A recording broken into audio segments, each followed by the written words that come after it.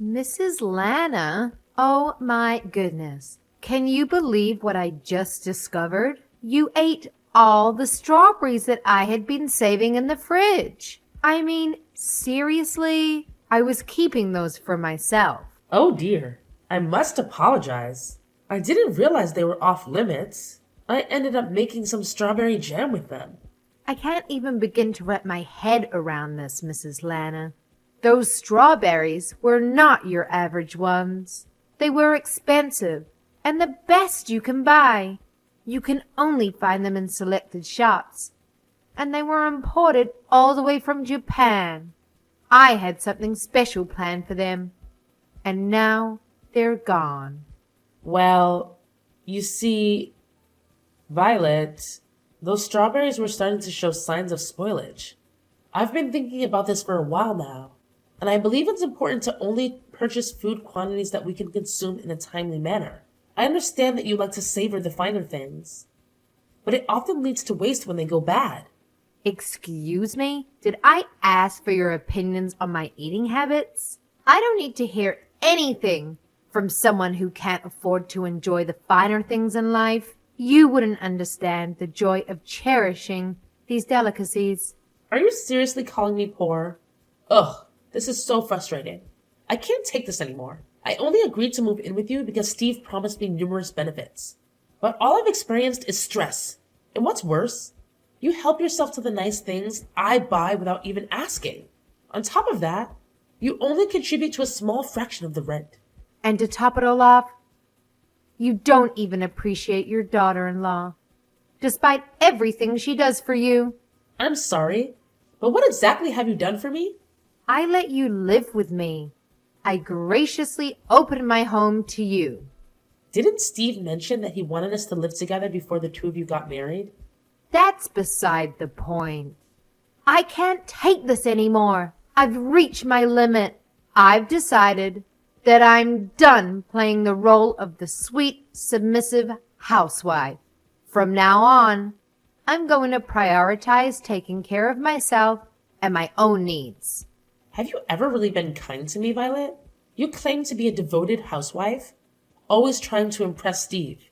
But the truth is, I'm the one who ends up doing most of the housework while you lounge on the couch, endlessly scrolling through your phone. Shut your mouth, you peasant. Don't you dare speak to me like that. You need to keep in mind the only reason that you have a place to live is because my husband and I are kind enough to provide for you.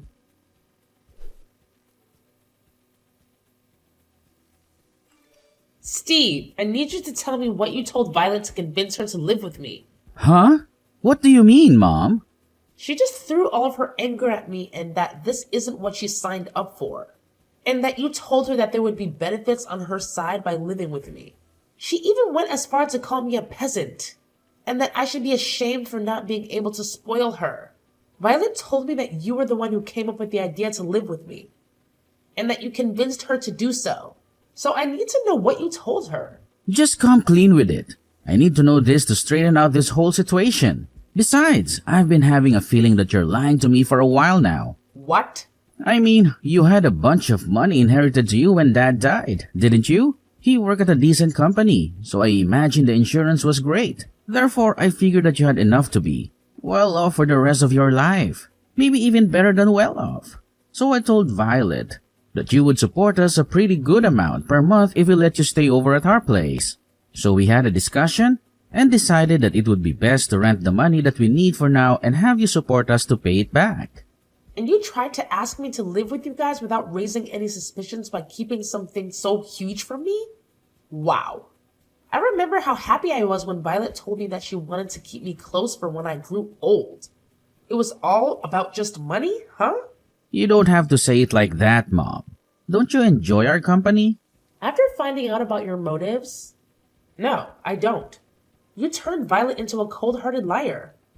Now all she does is complain about my presence and call me poor. I should never have even bothered living with the two of you. So explain everything to Violet right now. That there was never a conversation about me providing for the two of you, and that you lied about it. And while you're at it, Apologize and tell her that you'll single-handedly provide for her from now on. What? How did our conversation end up in that direction? You're supposed to be understanding and help us more with future payments. Why would I do that? Because Violet isn't the same girl as the girl I met either. Ever since my salary started going down, she's been constantly irritated about my presence too. Thanks to that, she and I haven't been doing so well as a couple. I can't say that I didn't notice how her behavior towards you had changed as well. Even in this situation, I believe that you would help me because you're my mother. And that's what mothers should do for their sons. But you didn't even bother offering help. And now you're trying to abandon me in this situation and leave everything in my hands? Don't you see how harsh you're being? You're my mother, so do something. Are you kidding me? How old are you? Someone your age needs to pick up their crap and finally become independent. I'm the one who should be asking you if you're kidding me right now. What kind of mother behaves like that to her son? If you're going to be so cold, then fine. I see how it is. I could kick you out of the house as soon as I want. You are going to kick me out? Even though you're the one who suggested that I live with you in the first place? If that happens, you're going to be in big trouble, aren't you? You sold our house and all of the land that you owned before moving in with us. You have nowhere to go back to, right? You don't want to become homeless at that age, do you? All you have to do to avoid that outcome is to stay in that house and keep paying your rent to us. I can't believe this. You're threatening me. I've raised my son into a monster. Come on, I'm just negotiating, Mom. Besides, you still have the money that you earned by selling our old house, don't you? I'm sure it wouldn't hurt to pay a little bit of rent every month. I look forward to our business together. We couldn't have had such a nice house without you. So thank you for your support.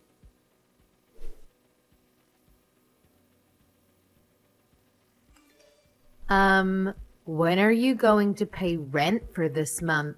Steve told me that you would be paying $3,000 for rent every month.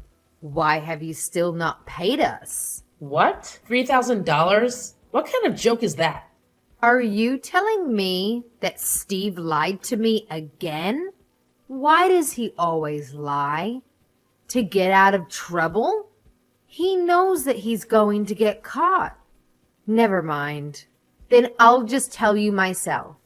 Steve and I will be asking for $3,000 each month for rent from now on. Are we clear? You can manage to do that, right? No, I can't.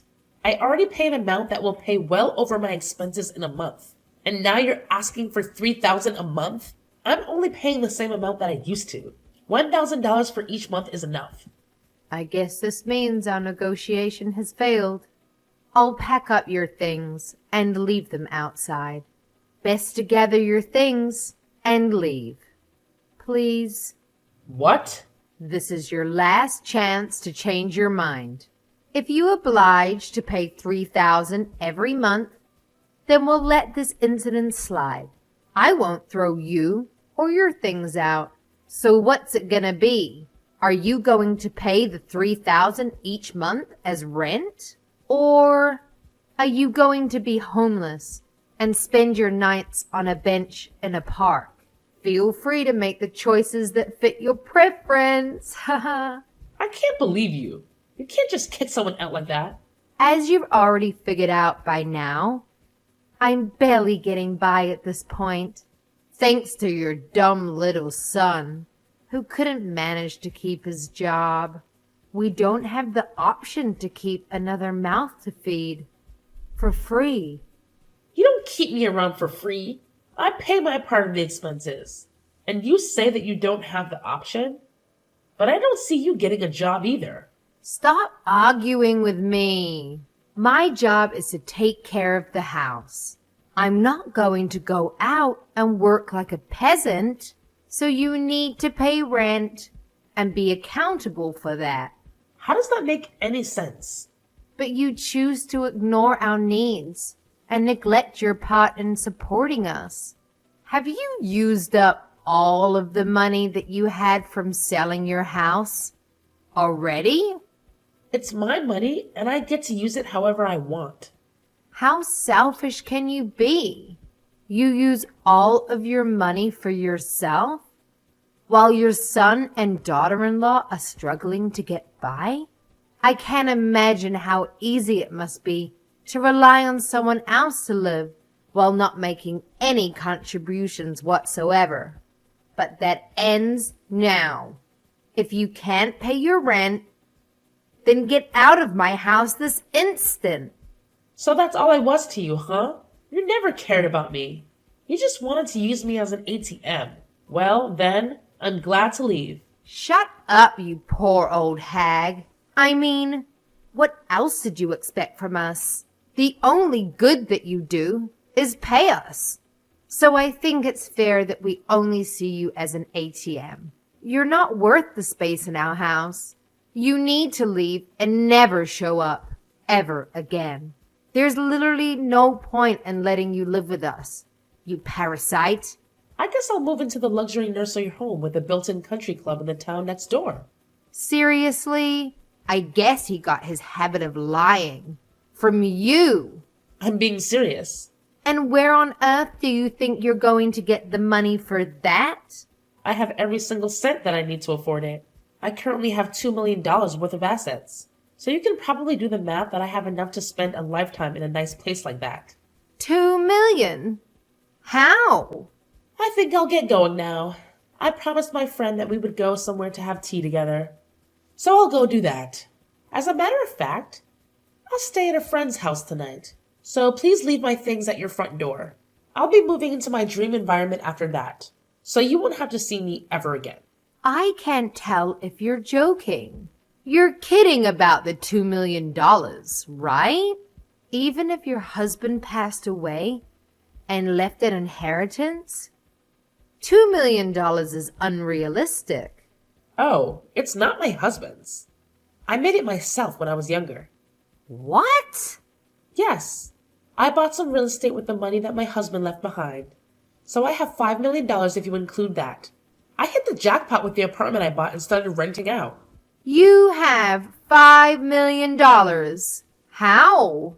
Because I plan ahead and save up money before I make financial decisions. Unlike your dumb little husband. This whole situation doesn't make any sense. Even your son hasn't told me anything about money like that. I'm sure he'd be aware if you had assets like that. I've actually never mentioned it to him before. I sold the company that I was running at the time, as soon as he was born. So you sold your company? You're trying to tell me that you were a business owner? Yes, that's exactly what I'm trying to tell you. I was a big risk taker when I was younger. I started lots of businesses and most of them failed. But one of them really took off, and it expanded to a pretty good scale. I can't believe this. I married my husband right after that, though. So I ended up selling the company for a pretty good dime. I found it more important to marry and devote myself to the love of my life. Therefore, I sacrificed the potential of becoming a billionaire to pursue it. How could you sell your company for a reason like that? Are you stupid? Do you think so? Because, through my eyes, it seems like you and I are doing the exact same things. Quitting our jobs to become housewives. I just wanted to support my husband with everything I had. So I did exactly that. He was very kind. But he had trouble balancing his tasks. So I had to step in all of the time. And I enjoyed it a lot. The money that I got was just a bonus. And that's how you got $2 million. Exactly. So that's probably why Steve never mentioned it to you. He simply only knew me as a housewife. The subject just never came up because we were all happy with the situation that I created.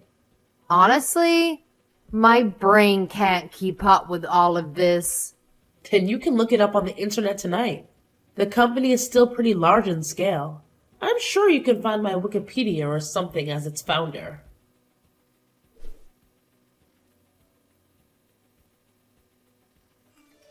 Mom? What do you mean? You used to own a business? Why did you never tell me about this? And your savings? That should have been the first thing to bring up when you started living with us. Let me ask you this. Why would I have to tell you what my savings are? In fact, why should I even financially support you? Are you serious? Yes, I'm serious. This is my money, so I get to use it however I want. Is there some type of law that obligates me to help you out because I'm your mother? But I'm your son. Isn't helping me out when I'm struggling the normal thing to do? You don't get it, do you? I'm not going to help you, especially because you're my son. I care for you, so I need you to learn how to keep going on your own. Come on, Mom. Don't be like that. Look, I'm sorry about all of the things that Violet said to you. I really am, and I'll make sure that she understands her faults too. So can you please come back and live with us? Violet is saying she'll do all the housework from now on. And I'm sure things are going to work out this time. All you need to do is support us the way you always did. And all are going to be well. Sorry, but I just finished signing up for the nursing home that I was talking about earlier. So no, I won't be moving back with the two of you anymore. What? Have you already finished signing up? I mean, I can't just stay at a friend's house forever, can I? The place I'm moving to has a whole building to itself. So I'll be spending the rest of my life shopping and sipping margaritas next to the pool. My friend even said that she's moving in with me. So we'll be having the time of our life. They own a whole building? And a country club is inside? How much is that going to cost you? You could have so much money living with us instead. I'd rather use everything I have on myself than let you two parasites steal from me. I hope you and Violet live happily alongside each other. Don't mind me anymore. This poor old hag will be living in a beautiful nursing home with everything she needs to be the happiest she could be.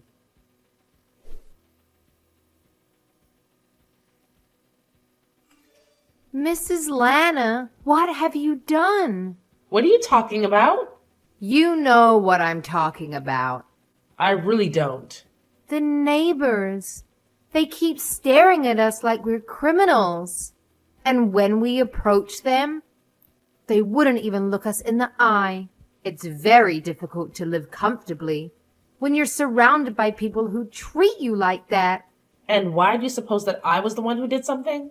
Because we haven't done anything to any of them. And this all started since you left our house. Well, I'm so very sorry for the two of you. It might be because I stopped donating to the city. What do you mean?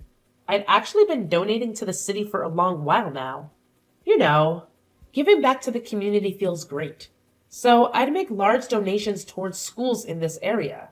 I also donated all of the money that was used for the furniture of the city hall. That was built up a while ago. I'd make donations like the above every year. You do all of that for people you've never even met, but you still can't pay for our house? How is that fair? Because a couple of adults should be able to account for their own expenses on their own. I lived in that city and the responsibility was partially mine. So even though I'm not strong enough to participate in volunteer activities, I contribute by using my wealth for the good. But now that I've left that town, I've stopped making those donations. It's not my responsibility anymore. What are we supposed to do now? Everyone knows that the two of us were the reason you had to leave. So everyone in the city thinks we are a nuisance?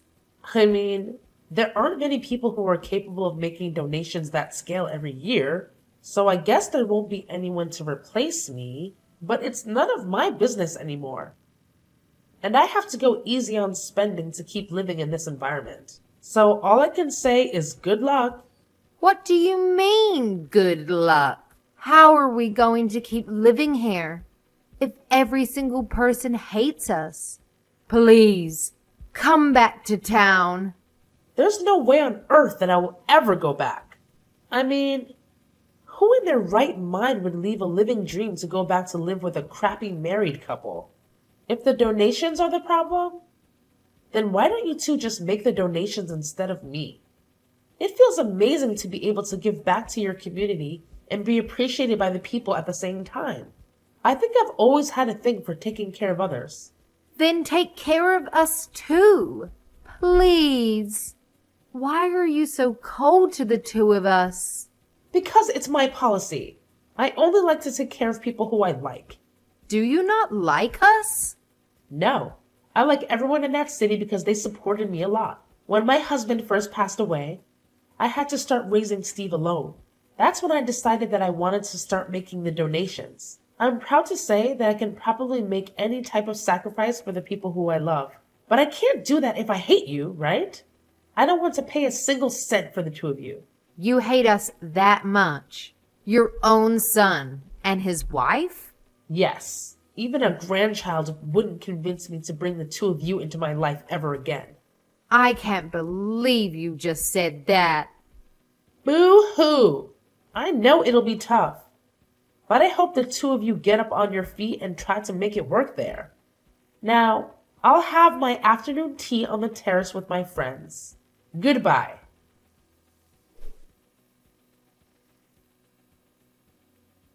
After that whole ordeal, let me tell you, I wasted no time. I immediately scheduled a meeting with my lawyer, and together we crafted a rock-solid will that laid out my final wishes. You know what I decided? I made it crystal clear that every single penny in my name would be donated to non-profit organizations from all corners of the globe. Talk about making a difference. As soon as I sent out the letters notifying these incredible organizations about my intentions, something amazing happened. Steve and Violet, the dynamic duo who had been bombarding me with desperate emails, suddenly went quiet. It's like a switch had been flipped.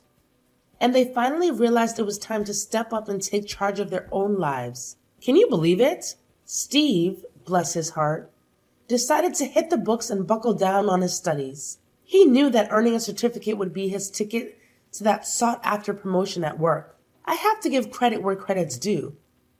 He really put in the effort to better himself. And Violet? Well, she surprised us all by snagging a part-time gig at a local cafe. That's right. She's finally out there hustling and bringing in some extra dough. But here's my thing, my friend. Despite their newfound determination, it seems the city gossip mill is still churning away. People love to talk, don't they? They're whispering all sorts of not-so-nice things behind Steve and Violet's backs. It's a shame, really. But you know what? They're not letting that get to them. They're putting on a brave face and doing their best to earn back their rightful place in the community. I genuinely hope that everything works out for them. I hope they can look back one day and feel a sense of pride in what they've achieved. Life has a funny way of throwing curveballs at us, but sometimes it's those very challenges that push us to grow and become better versions of ourselves. So here's to Steve and Violet. May they find their way and create a future they can truly be proud of. Cheers to that.